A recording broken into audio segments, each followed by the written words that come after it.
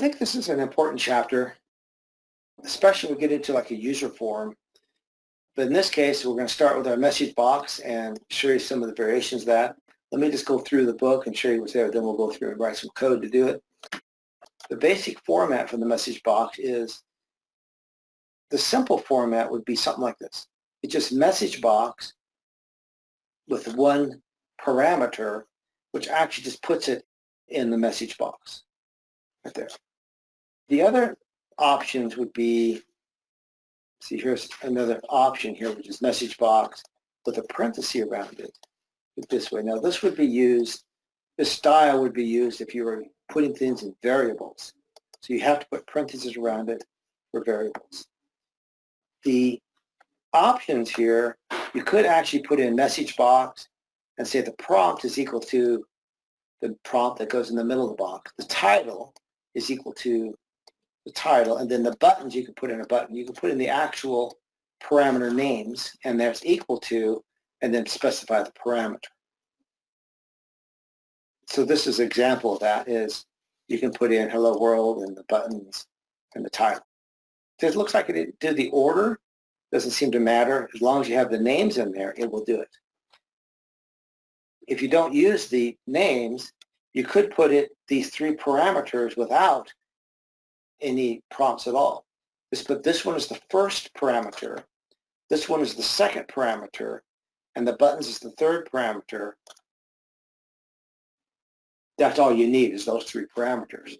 But any other variations of that, you're going to have to actually tell it what you're actually trying to do. Okay. So let's look at a few of these first. See, here's the straight example here, which is, looks like it goes backwards on that. So it looks like it's the prompt in the middle of the box, the button you're going to be using, and then the message on top. Now these buttons, here's a moment here. The buttons are down here. So this is the information button, that little graphics image that pops in it. Here's your X, or some sort of critical message. Here's a question mark you can put up there, a warning. Then here's also an exclamation point. So those are the three icons you can stick in the middle here, which is that VB command you can put in. So let's go through this view. So I think, let me see what file I want to open up here first. Top of the chapter, I usually tell you this. It's worksheet. Open, then we're going to open up a worksheet. Worksheet. Because what's that? Right, so we're just going to, we don't really need a whole lot for this, but we will when we start doing some logical statements. So let's open up our VB and come over to my worksheet, insert a module. We'll write some code. So I'll just simply say sub, and I'll say my test.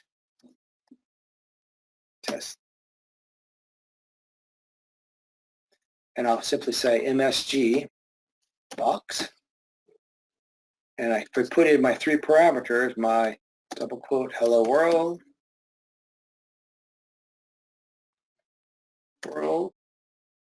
which will appear in the center of the box. My VB command, which is going to be, there's a VB critical. There's a critical one there. Looks like we have information. Here's an exclamation point. Whatever button you want to stick in there, comma. And then we can put in the message on top. So double quote, message on top. That's essentially the three parameters. Now I could put in here prompt equals, and I can put in the prompt this way if I wanted to. But if you're using just those three parameters, then you can just put them in this order, and then it will recognize it and actually put it in. I'm just going to run it, and all it's going to do is put in the message on top, hello world, and puts my icon in the icon there. And that's essentially all this does. And it's just sort of a final state. If you put in a lot of text in here, it just simply grows accordingly. See, it just kind of keeps expanding a little bit. There is a point we're going to talk about in a little bit where you can actually do a return here, a carriage return, and put this on 2 rows if the text is too long or something. Well, essentially, it's just a prompt that's going to say, this is the answer, or this is the result, or I'm looking at this information. I use the message box a lot to status things to see if something works. I did that earlier with the row command. Remember, I said, well, tell me what row I'm on. And so I just put a quick message box in there to make sure that the command I was using was going to extract or give me the information I was looking for. And so you could use that message box as a real quick test to make sure it's going to pull the right answer out, and then you can go from there. All right, so let's look at some variations of this. We talked about the prompt. You can put in the name in there too, but let's just move on a little bit. Of course, we have message, default message here. These are the information box, the red circle box, and you just change this out right here for each one of these. VB critical, there's a VB question, a VB exclamation. Those are the different boxes we can use. Add return lines. You want to put those on 2 rows. You can use this VB CRLF. I think you can use this to VB, I said that up here. See, I said you can also use this VBLF. LF is a line feed, and the CRLF is a carriage return line. And I think it's pretty much the same command. And Word is the difference between an enter key and then a shift enter. But you can use the concatenation feature to concatenate these 2 text streams together and put the line feed in between the 2. So we come back to the same code that we were just looking at. And if I put in my line feed in here, I can simply put in, I'll put hello world, and then I'll put in my double quote and %, double quote. I'll put in my VB,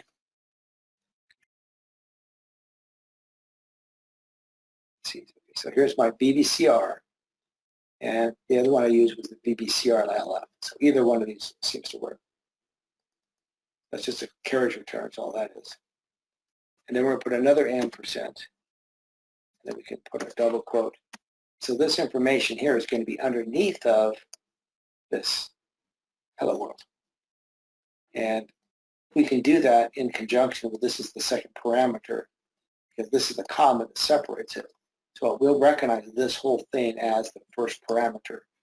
And if I run it, see, it puts hello world in the first level, and then all this stuff is the second text line. Then you can put a third one and a fourth one if you want to.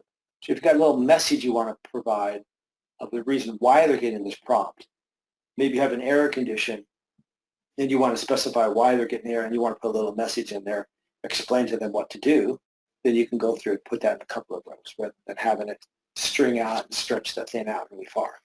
I believe that it gets really, really large, it will wrap to another row. So I will go through and try that out and just put in this. See what happens. I did wrap it. So it wrapped automatically where the break was. If you don't use that line break, you want to break it at a certain point, you could use the line break, or you can just let it wrap. If it's a sentence you're putting in there, and that way you can just do it from that perspective. So that's the line feed. I think it's really important to be able to put a line feed in there to be able to put something, some statement in there. So I think these message box are pretty useful for the information purposes. Here's your line continuation. Now the line continuation is this little tilde mark here. See a little tilde right there? I put this in there because this is something that a lot of people have had an interest in. So if I come down here and put in this, and I wanted this message on top to be on the second row, it wouldn't work. See it? So it's got to be all in the same row. But if I come over here and put in my underscore like this, then that will consider this as a continuation character. So if it's really, really super long, then you might want to just put a little continuation character here and then continue the code on this line. Let's run this and see if it's going to work. See, it did consider it to be one code, one line of information, which put it up. See? So this is your little continuation. I did that once in the original book I wrote. I'd used that, but I didn't explain what it was. So that's why I thought I would add that in there as an actual command piece. And I used it several times in the code, but I didn't really. And I also noticed that when you cut and paste code, if I were to cut all this code out, it doesn't sort of recognize that continuation character. So you have to kind of retype it. So, and I also had problems with the double quotes, which I replaced them all with this special double quote. So when you cut and paste, it will not come across correctly. Input to a cell. This means I want to pull information from a cell and put that information in the message box. And I kind of did that earlier too. So you just put in the command in here, concatenate whatever else you want to add in there. But you can pull things from an active cell or something like that. But what we did earlier was the active row. Remember, whichever row or column it was on, we use that command. So we can try that. There's also a yes and no. So we'll do this in a second. There's also a yes and no message. So the yes and no simply says, do you like pizza? And you use the VB yes, no command. And it will come back and say, do you like pizza, yes or no? Now this doesn't really do anything. All it does is ask you the question and assumes that it doesn't really do anything with the answer. So then the next piece of this is looking at a variable assignment. So this is a button called a button bar. And you have to declare it with this message result. And then you can put that in as a button bar here. And that means it will actually, that we have to use the parenthesis. You can put in your parameters in here, and the answer for the yes and no will go into this thing called this button bar. And then the button bar, you can do some logic and say, well, if it's true, then we want to do something. See, so you can prompt them for yes and no questions. Are you sure you want to do this? Are you sure you want to format this? Are you sure you want to delete this value? And you can prompt them and say yes or no. If it's yes, then go ahead and delete it. If somebody's trying to delete something using some code, then you can question whether they want to do that or not. Let's go through and run through a few yes and no's. We'll do some variable assignments. And I also want to do this one here, which just did it earlier, but I want to do it again. So in this case, if you click on Smith right here, and you want to pull that into the VB code, I can simply say, instead of putting in hello world, I'll just put in active cell, active cell dot value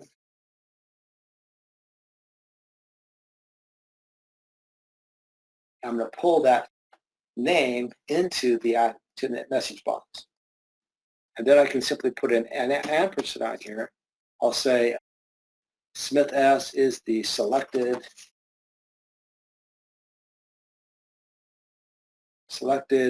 salesperson, or the top salesperson. Put in that one. I can also put in here my line feed, so the top salesperson would be underneath of the name. So I can put my VB CR, an ampersand here. So I can put that as a second line. So it's going to pull the active cell out and say this is the top salesperson.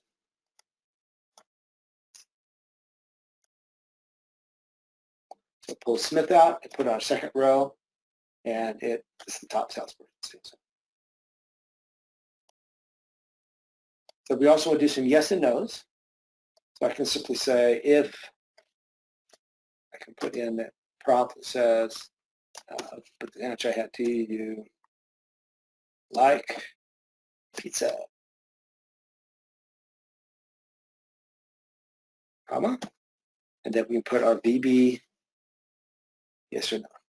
Now there's a whole bunch of yes and no. There's a VB okay cancel, there's an OVB okay only, there's a question, I don't know what the question is, but then there's a yes and no cancel, so there's quite a few in here, different styles of yes and no's.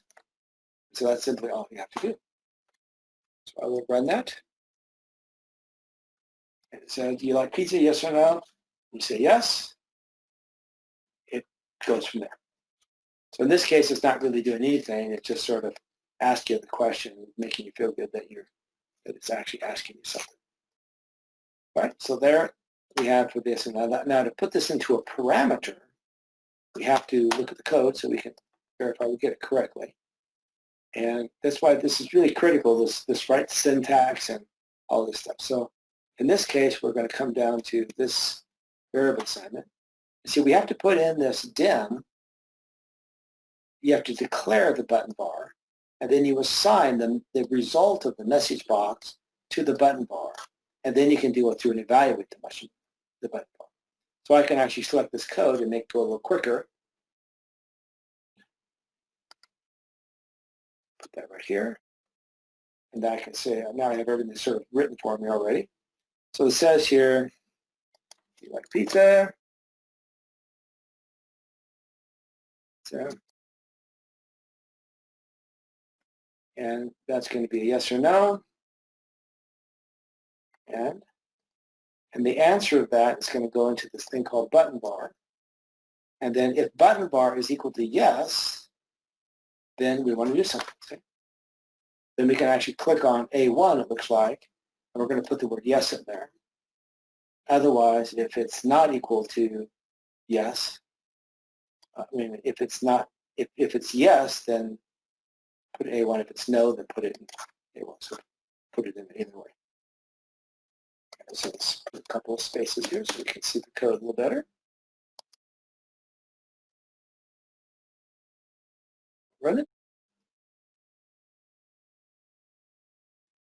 Do you like pizza? Yes. Yes here. Then it's going to put yes in A1 and drop out at that point. We do it again. I put no.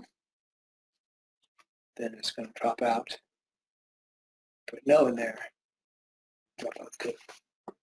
So again, it's a little bit different style format, and knowing this is key too. So Dad, if you'll remember this, I never remember it, this actual VB message box result. I wouldn't remember that off the top of my head, but so you have to kind of look at find out what the syntax is for this, and then you can use it pretty effectively.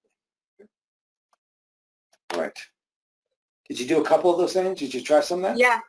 Yeah, I followed along. Yeah, good. So here it says, message box, do you wish to be bold? Yes or no? And then it's going to come back and say, if it's yes, then we want to format it. Font cell is true. But then down here, I'm going to ask him again. I ask him twice, basically. Are you sure you want to do this? If you say no, then it's going to come back and say, oh, you're sure you don't want to format? So it's going to come back as a secondary question. It's kind of like if you delete something, okay? Do you want to delete this, yes or no? Are you sure you want to delete it? Yes or no? See, because this is a permanent delete. Are you sure? Yeah, this is the primary key field. Are you sure you want to delete the person's name and their social and all their information? Yes or no? No. We verify that, you know? They may have actually hit the wrong button or not known what they were doing. But when they get asked twice, then they're going to say, hey, wait a minute, maybe they're asking me this for a reason, you know? Yeah, exactly. So get this out. Looks like we're going to be doing this in where? Just whatever, just ask you if you want to format, whatever the active cell is, you see. So whatever we have active cell, we're going to ask these questions. It's going to be bold, basically. I should change that to delete, because that really makes more sense, right? Let's come down here and paste it. And I'll just run it. And I'll select on Smith, as you can see there. So it comes back and says, okay. In fact, we have a go to tag here. And this says, are you sure you want it to be bold? And if I say, no, I don't want it to be bold, then it's going to come back and ask me a second time, are you sure you don't want it? You say, yes, or are you sure? Yes, I'm sure that I don't want it to be bold, right? And then it should drop out. And it drops out. It drops the end. Okay. This time you say you want it to be bold. I'll say no. This time I'll use the other one. Yes, I'm sure. See, no, wait. No. What's going to happen? Does it make it bold? I'm not sure if it did or not. Go to 10. Oh, then it's going to go back and ask me again. See? Okay, interesting. So, yeah, I can maybe change this one to be delete because that's much more sense. You sure you want to delete this? Yes or no? You're sure? You know, type thing. So that would be a little adjustment I make to that at some point. All right, so that's kind of the idea that you could have it ask questions in that nature. All right, so let's move on. And we also have an example here where it comes back and says, trying to make it bold, looks like, similar type of thing. Okay. Now, down here, there's a couple other options, and I think there's a lot of options associated with this, but I didn't really put them all in here. You have the OK, the cancel, ignore, and all this stuff. Here's a right and left justification. You could make it right or left justified. I think you can make it center justified too. Again, you can go through it. That is really all I wanted to touch on. We have a little exercise here, but we can skip that because they're going to get the idea. Input boxes are probably important. So it looks like I'm going to open up just a blank sheet here, it looks like. And we're going to provide some input boxes. And so the format for the input box is simply the word input box. And then you put in the same as the message box. You put a message and then the title bar if you want to put that in there. But it's going to come back and ask you something, see? So you put in your whatever you want to ask them here. Then they type in the answer here. And then when you say OK, then it actually does something at that point. Let's move on a little bit. So here's how you define it. So you can say, I'm going to say the range A1 value, and then I'm going to go to the input box, and I'm going to put, again, I've used this parenthesis style. What do you want to say? And you can type in something, and the answer is going to go into the range 1 input box. So you could use variables here too, but in this case, we're going to go directly to the cell A1. So I'll just do this. Watch it run. I'm just going to set a blank sheet, so I have a blank sheet here. And I will here, drop this down. Okay, input box 2. You want to say, it's good. So here's my input box. Say test. And say OK. Now if I hit cancel, it shouldn't do anything. It dropped out, see? So if I push yes or type OK, then it should put that into that cell. That's really all it does. And so that's probably important. Now you could create variables, like I said, and do this. So here's your input box, personal details, enter the name here. So you can actually put in the text. So here's your personal details on the top. Here's enter your name here. And then down here, you can put like a sample name.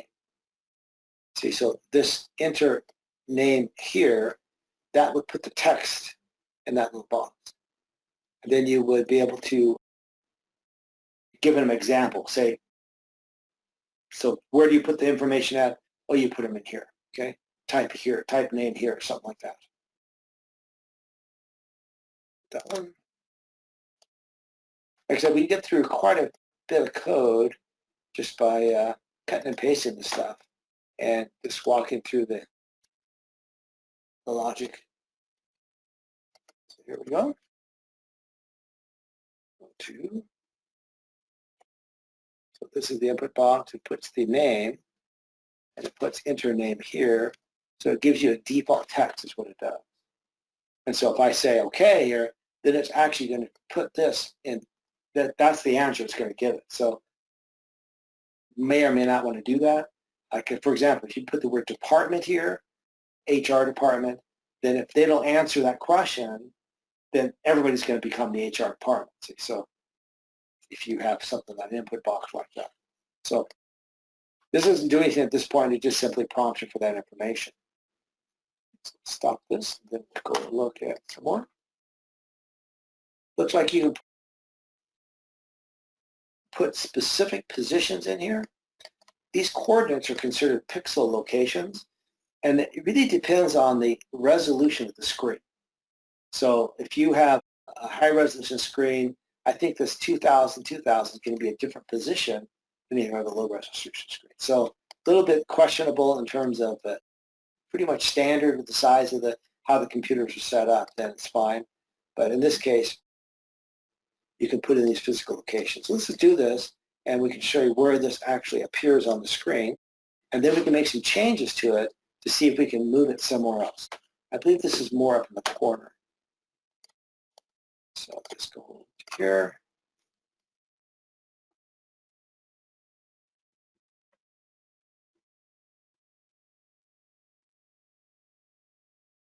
So here is your position. So it puts it in that particular spot. So if I change that now to put maybe another 0 on here, run it again. See, it must have put it somewhere off the screen, see? That was a little bit too big, it looks like. So I'll change it to maybe 8,000 instead of 20,000, 8,000. So there's 8,000. So there's 8,000. So that went from 2,000 to 8,000 here. So it did put it way down off the screen somewhere. So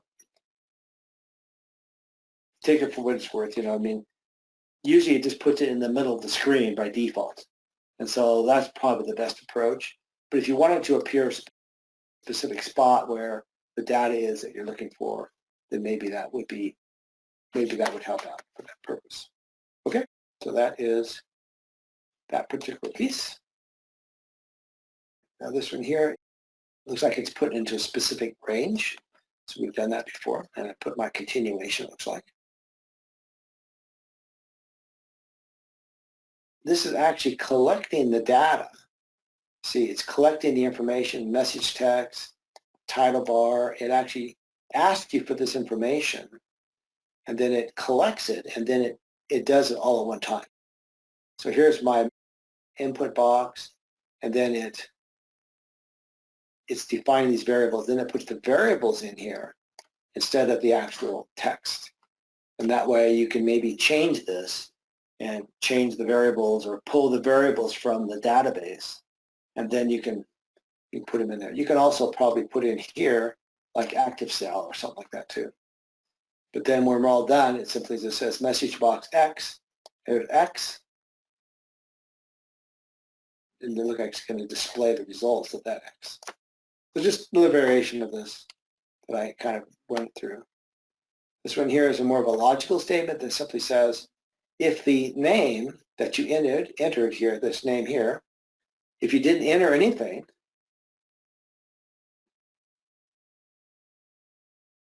you didn't enter your name.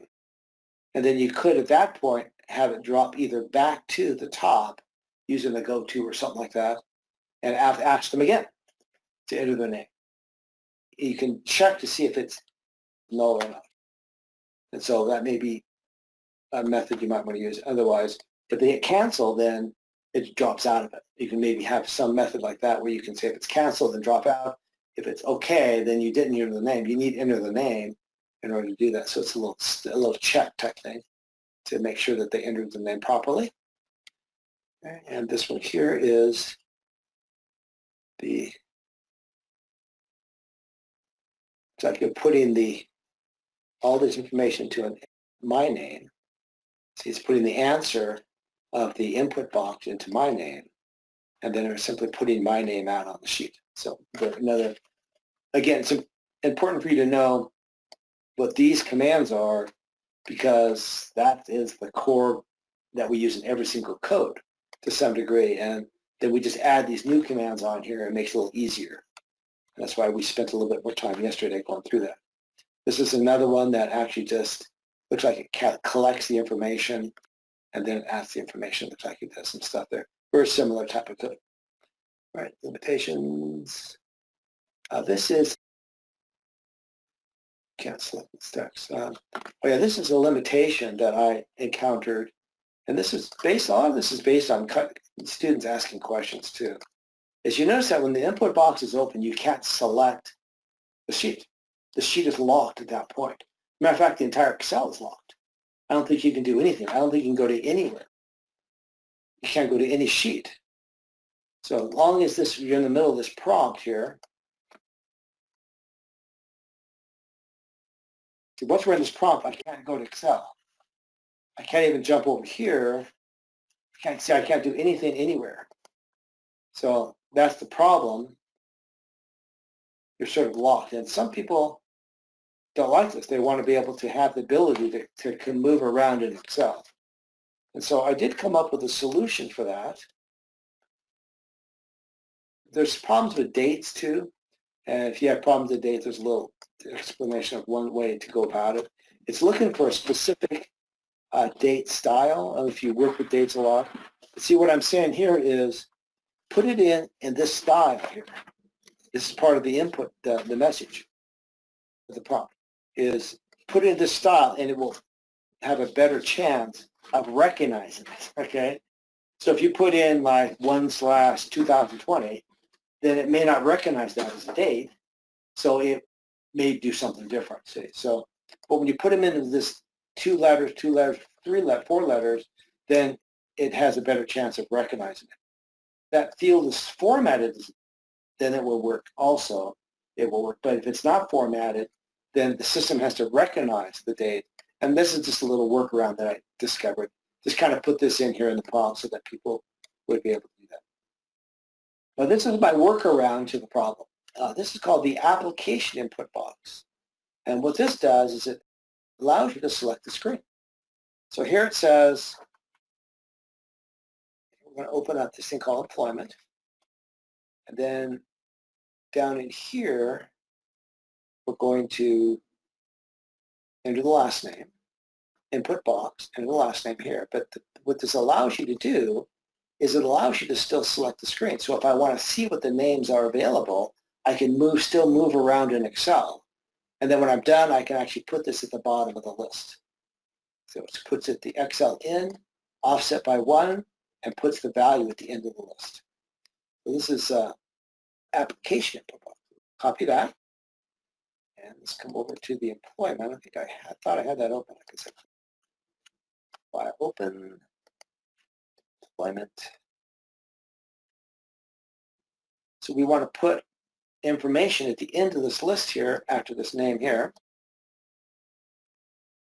And we'll go to my employment sheet, add a module,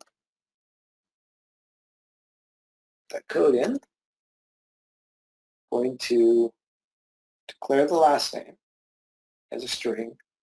It's going to have the application input box, but then when I'm all done, it's going to actually put it at the end of this list. But it gives me the ability to move around still. I come to here, there's my input box. So where the input box before had a problem, now I can actually come over here and actually put this information in like that. I can click on these cells like this.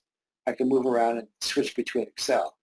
So if I put that actual cell, the Abrams, in there and say OK, it will actually put that at the bottom of the list. See, it actually stuck it there. So it allows me to actually select information in the Excel sheet, put that in the input box, because I don't want to have to spell it. I already have it written here somewhere. I just need to be able to find the right spelling for it, and I can do that. So that was kind of my workaround to that input box style that we had a problem with. And that's kind of cool. I think that's kind of nice to be able to do that, to be able to see what's going on and move around the screen, because maybe I don't really have the answer for this yet. I have to kind of look and see what's out there. Okay.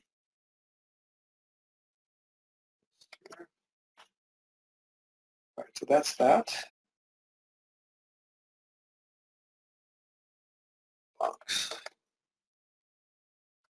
Input box. These are some additional parameters. We don't need to go through these right now, but these are options you can put in that defines the input of what it's going to be. So if it's a number, you can put in a type equals 1, and then it would, and you see right here, I put the type right here as part of the parameter. So this kind of forces it to be a number field. If you click on something that's non-number, it will come back with an error and say, this needs to be a number or something like that. It kind of locks you into the data type. So you can specify what kind of data type needs to put in there. So if I put in, I'm looking for a number field and I type in a name, then it might not let me put that name in because it's blocking me from doing that. There's also one in here for, I thought there was one for dates too, but it wasn't. So references, true or false statements, strings, numbers, other formats. This is just the default, which is 0. So there's just a couple little options in there that I discovered with that. So here's one here that says select the last name.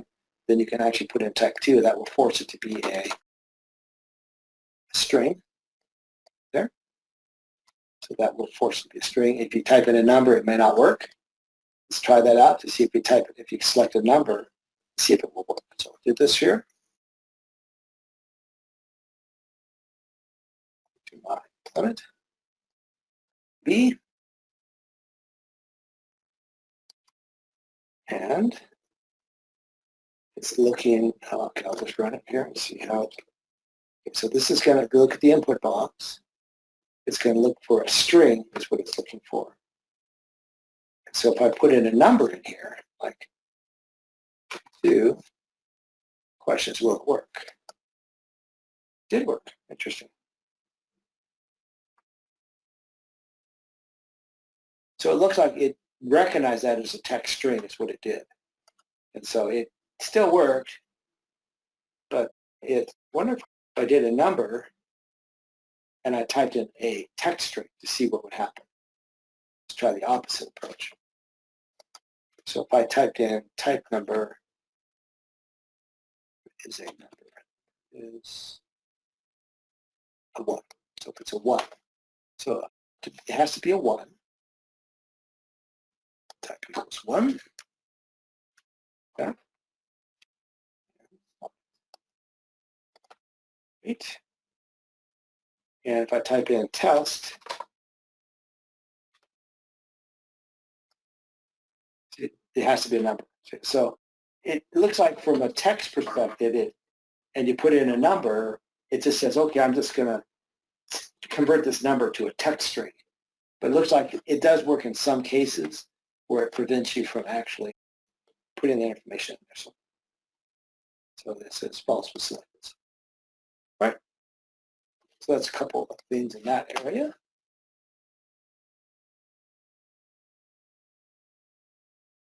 And there's a couple of, here's some dates. I was playing with dates one time.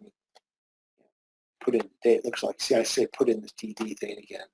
And that way it does a better job in recognizing it.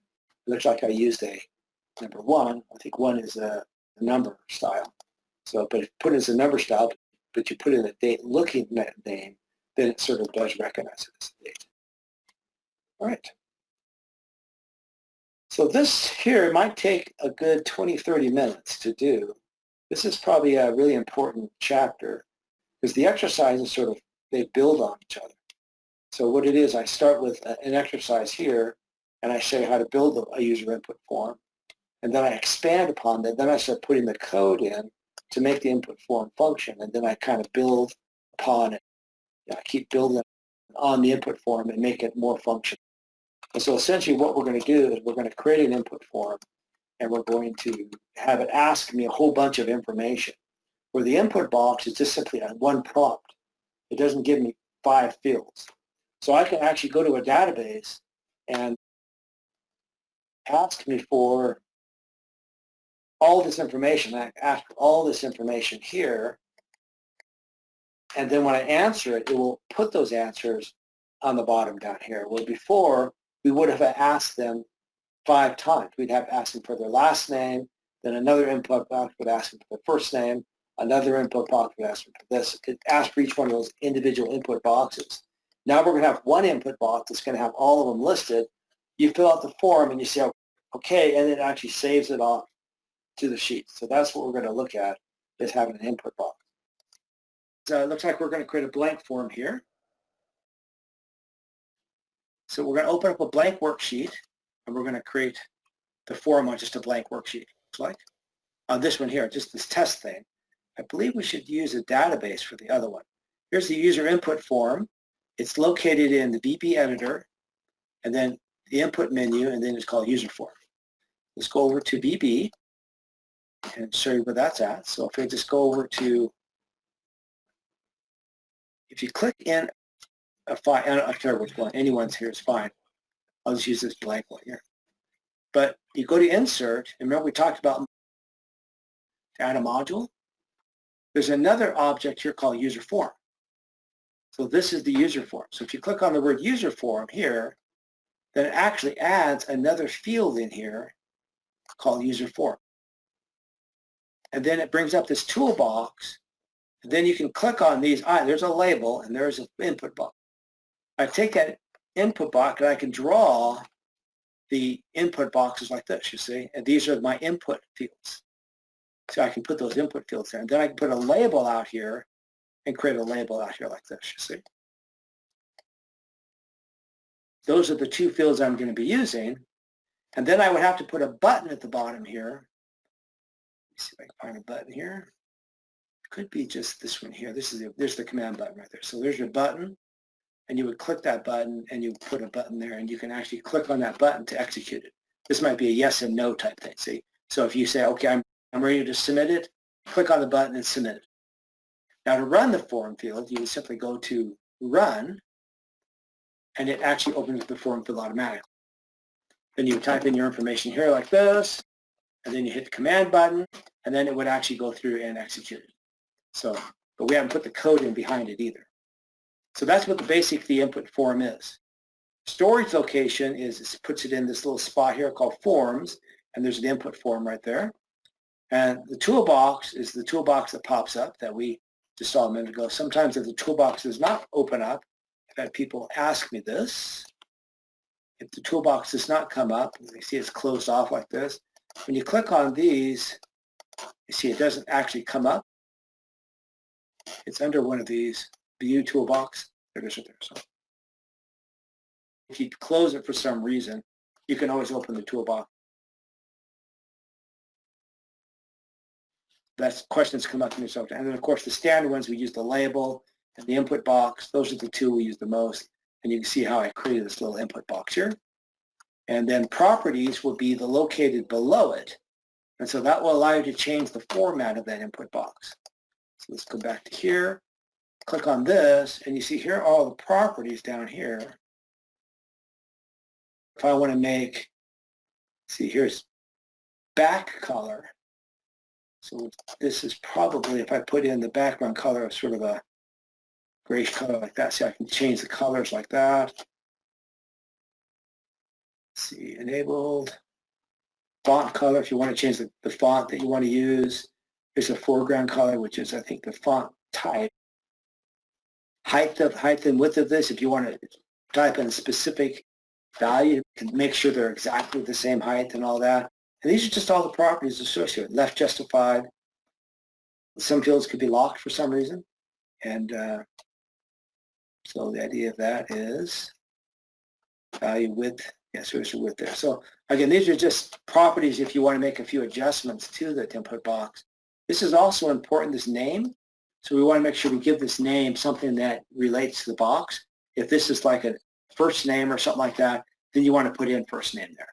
And whatever you put in there, you're going to have to keep that track of that stuff so that you can make sure that you can use the same name over again. So that's essentially what this is. And then when you run it when you're done, and then we have to put a command button in here, and then the command button would be like send to worksheet, and then you go from there. Once you create these input boxes, you can go to the code. So if I double click on it, and see there's the code associated with that. So if I go back to the input form like this, and I want to see the code behind this box, then I can click on that button, and that tells me this is text box 2, and this is the subroutine that it created. Then I can stick my code in right there. And if I come back to input form again, if I want to see what this command button is for, I double click on the command button, and look, there's the command button right there, and then I can put in whatever code I want it to execute when I click on that command button. That's kind of how the buttons actually work. Okay? So we'll go through and we'll build that out. Let me see where we are on this. So this is what we're going to cover. Here's our, I call it Project U, user input form, step 1. And then we're going to go through and do step 2, and then step 3, and 5, 6. So we'll go through each one of these steps. We'll just kind of complete each one, and we'll make sure that each one is going to work properly, and then we'll just go from there. Okay, so let's take a look at this first one here, and you can, if you have the thing printed out or something like that, you can follow them that way. I don't think I'm going to jump back over here. I'll just see here it says full name here. So the names are going to be, we're going to create the form first there. Under the VB Project Explorer, you want to change the properties to full name, phone, and address. The properties are going to be full name, address. And then we're going to go to command button and create a command button and basically put the word send to worksheet. Then this is the code we're going to be putting on here. So the command button, we're going to put this code in here to actually put these labels, and it's going to put them in specific locations. That's how that works. Okay, so we're going to start off with a, I think I talked with, I want to start off with just user input form. So I'm going to start off with those labels on the top. So let's start with a blank sheet. I'm going to close some of these off, so I'll just switch back between that one. This one off. And I'll create a new blank file. Blank. If you want to save it off so you can see it better, you can do that. Up here, we're going to put in our full name. And then we're going to put in our full name and phone and address. So here's your phone and address. Is it the right order? Yeah, so that's what we're going to start off with. That's our labels up on top.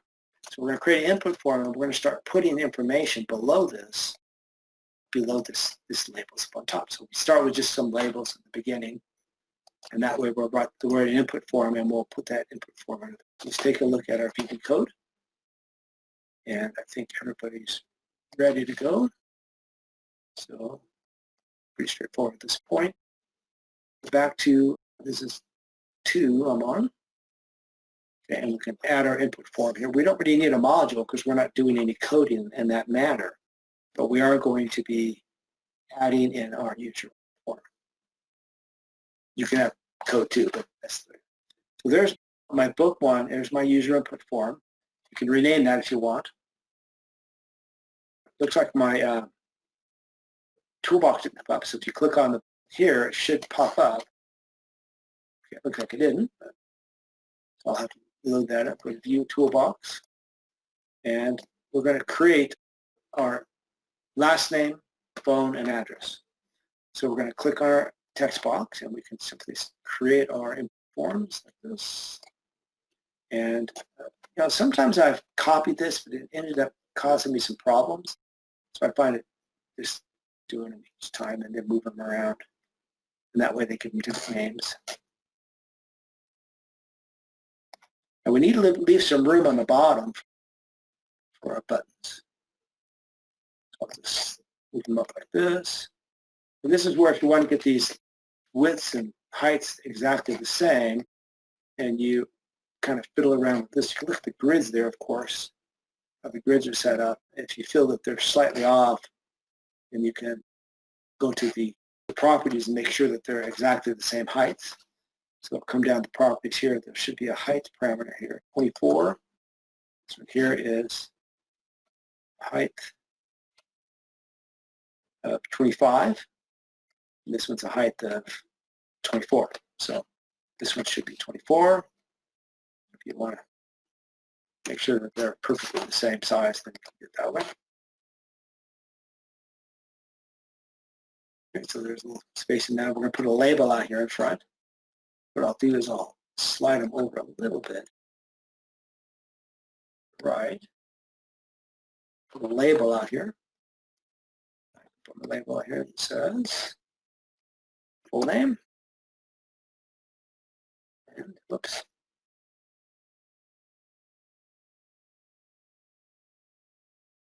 Name.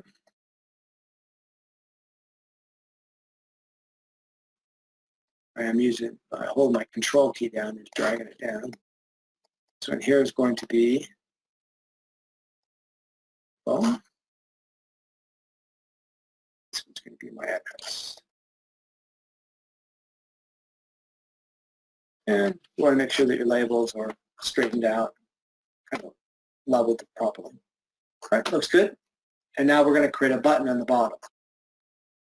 So that's the first step, which is creating an, and then we're going to change the property names. So this one here has to be, you've used this text box one, but I think I'd make it more understandable. So if I call this full name, when I'm trying to reference this name, I can relate to it better than just text box 1 and 2. This would be phone. Name that was phone. And you can give it, you know, a sub number 2 or something like that. I'm not too concerned about the labels because we don't really do much with that. Okay, there's the address. So the labels, as you can see, they have label 1, 2, and 3, but I don't know, I'm not really going to be doing anything with the labels. So I'm only going to be doing things in the boxes here, so I'll just kind of leave those alone. So we got, now our fields are named properly. That's number 7 in the procedures. And then number 8 says we have to create a command button. So we're going to put a button down here that we're going to, so that would be this little command button here right underneath of that A. And I'll throw it there. And I'm going to put the text in there to say the word send to worksheet. To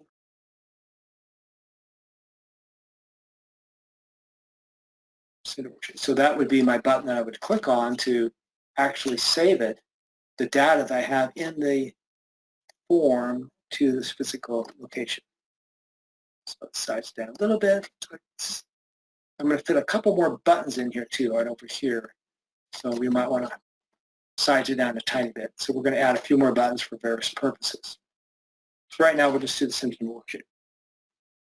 Step number 9 is actually the code behind the scenes. You see, so to see the code, you would click on that send to worksheet. These are just fill-in variables, is all these are. And these are the variable names down here. And then the send to worksheet is the code that's actually going to take these variable locations and save them to the worksheet. So we're going to click on this button here that says send to worksheet. And then here's the command button right there. And we could have named this too if we wanted to, but it's okay with that. So it looks like here's the code that we're going to be using. We have to put the word private sub, which is already up there. And we're going to simply say go to range A2 value and put in whatever is in the field. We want to store that to cell A2. And then we want to store the phone to cell B2 and then the address to C2.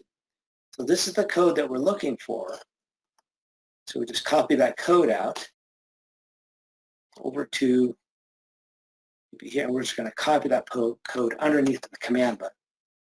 So with that command, this is what it's going to do. It's actually going to save that stuff to those physical locations. Now, you don't save it, you just kind of click out of it again, click on the user form again, and now we have a button that actually is going to do something. Now, if I do it now, it's not going to do anything, of course. But if I type in, if I have to run my code now, so if you just say, are you guys with me okay on this? Did you create your form? With you, okay. If you just hit the run button on this, the run button here, and run this code, it will open up the form by default, and I can type in Hutchinson. Well, I say full name is Jeff Hutchinson. This phone number is going to be 33333. Address will be 1234 Test Street. Okay, so that is what I'm going to put in there. If you send a worksheet, then it actually runs that code and puts that information on the sheet. So that's how it updates the database. Okay. That's the basics of what a form is. To understand what a form is, how to create a form, and then how to actually put stuff somewhere. Now, of course, we need to expand upon this form because we have a lot more work to do to build this database, right? So we want to add it to the bottom of the database. So that's what I go into the next step.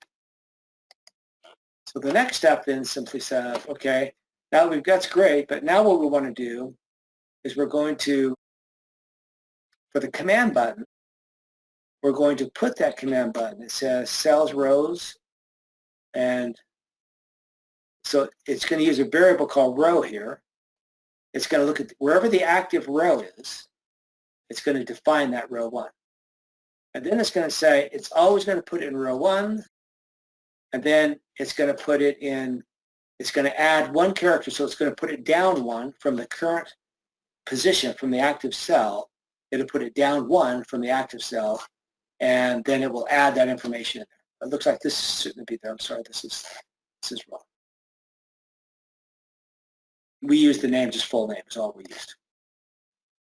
So that's what the code does. So it declares the code, declares the row, and it goes to range A1 select, then it says go to the bottom of the active cell, and then select the bottom of the active cell.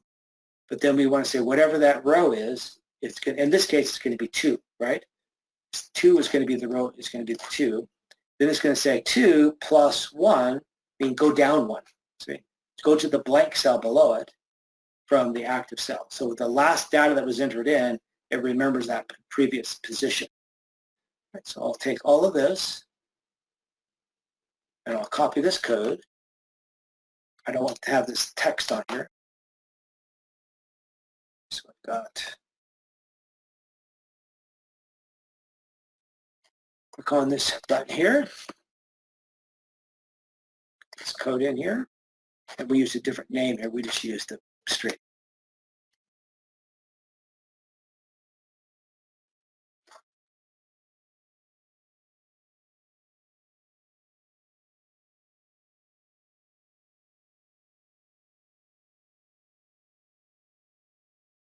So that's what it's going to do.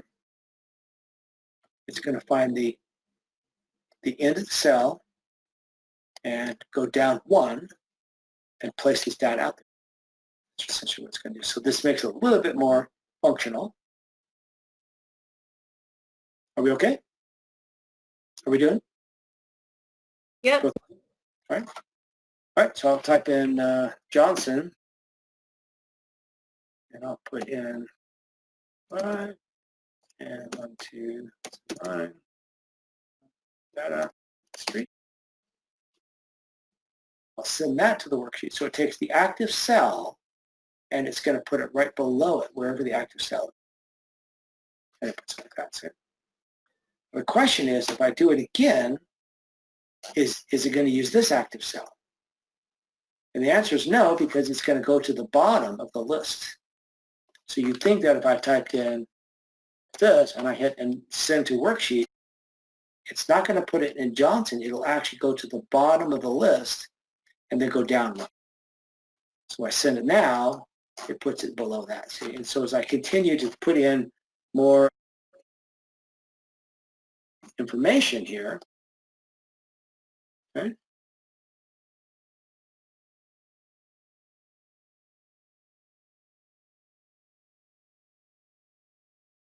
And I keep adding to the end of the list.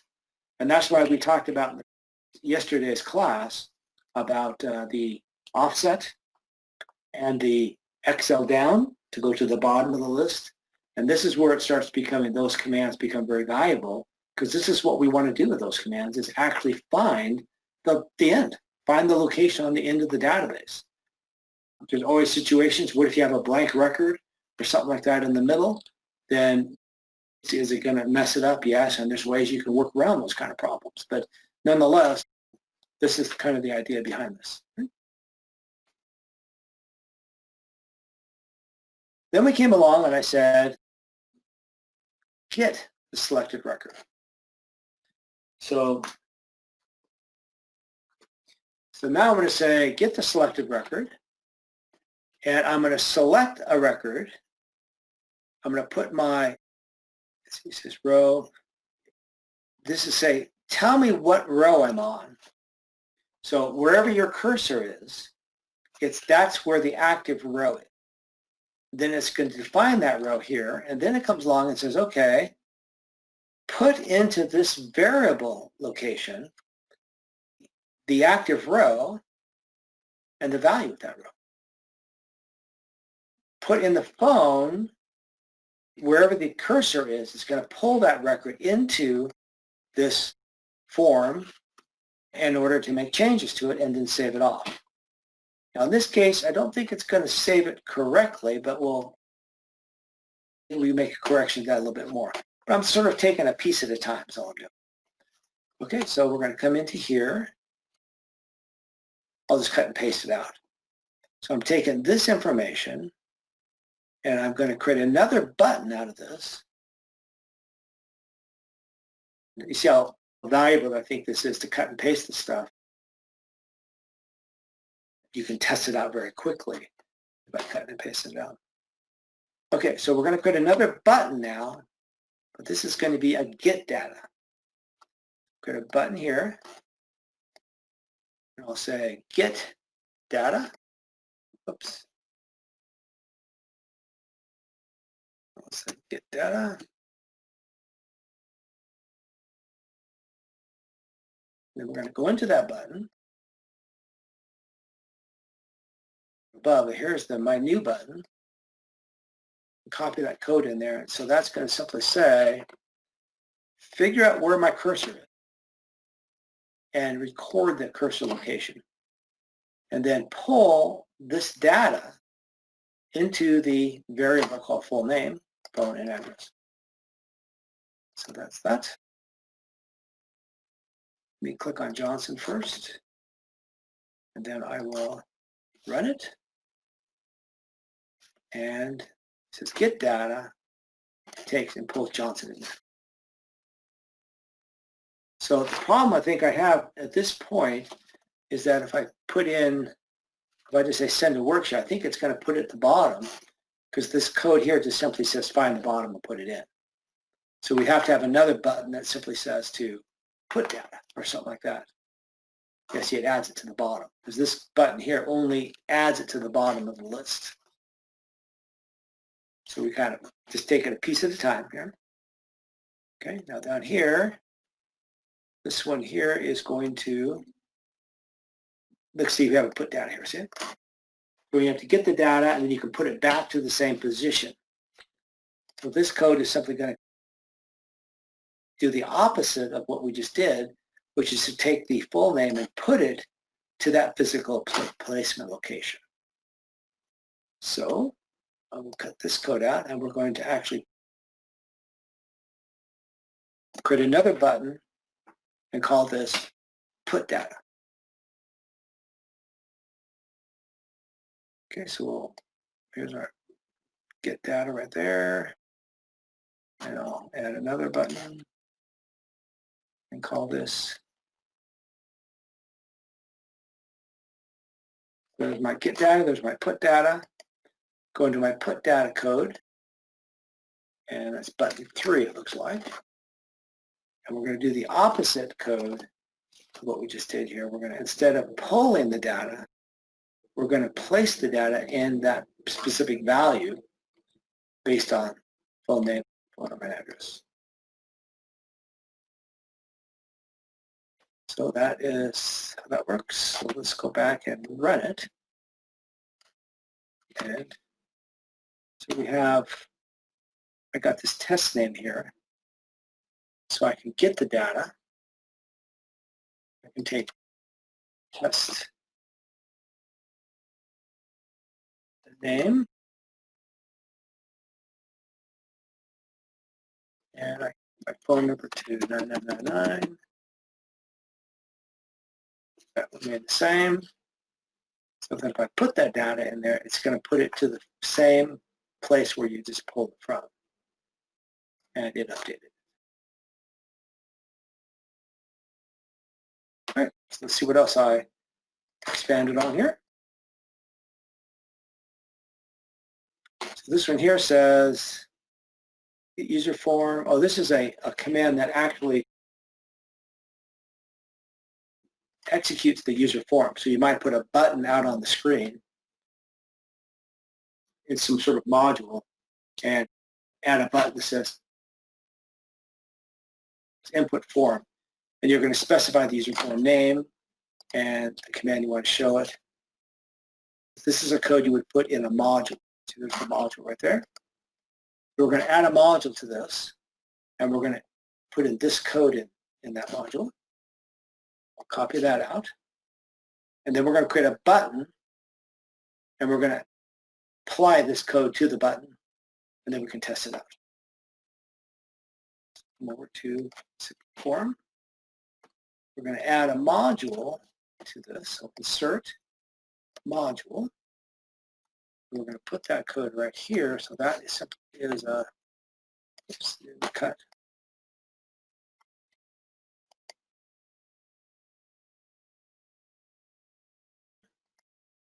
There it is.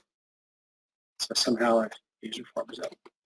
Okay, so get user form, and it just all it does is it just runs this code and loads the user form and shows it. So it's just a button. So this is the command we'd use. We go over to Excel, create our button here, insert, shapes, rectangle shape. We'll call this input.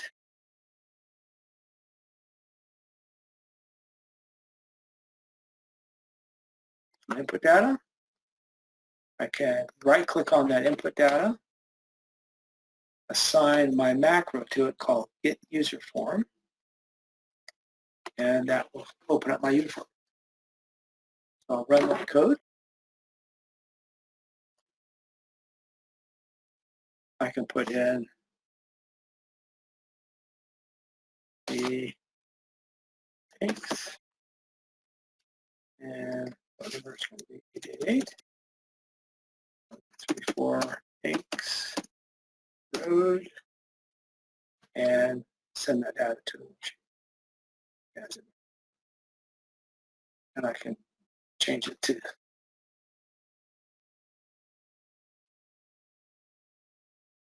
and add that data.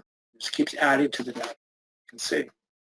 If I need to modify one of those things, I have to close that out and highlight one of these.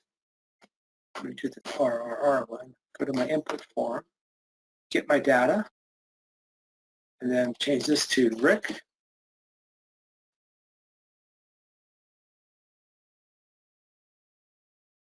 Son, and I want to change the phone number, and I put that data and update that data. So that's kind of a basic layout of the system of how it works. So, you could make a lot of variations, of course, from that. But generally, just inputting stuff into the database is what a lot of people use this for. And so you just use your send a worksheet, kind of use that same code to lay it to the bottom of the worksheet. Puts it at the bottom, wherever the bottom is. And then you can go through, and there's a lot of things we can do, of course, to add a little sophistications in here, look for specific items, Any questions on that, or doing all right? No questions for me. Okay. You able to get it done, or did you do it? Yeah, I was following along with you. Yeah. Okay. Good. So, I mean, I think doing it is important because now that you've done it, you can do it again, right? If you were just watching me do it, then the question whether you can do it yourself. You see that you just have to kind of make sure you fill in the right spots. And it's a little tricky because of the form input idea. There's some tricks behind the scenes there. You know, understanding this here, how this comes up, understanding the toolbox, how that pops up. If it doesn't pop up for some reason, then like in this case it doesn't pop up. How do you get it back? There's a couple of little things there that really kind of throws people off. So just knowing that those few things are there. And most of those little things are documented in the book. So if you went back and read it very carefully, you'd see how to bring that back up, toolbox back up, and to make those adjustments.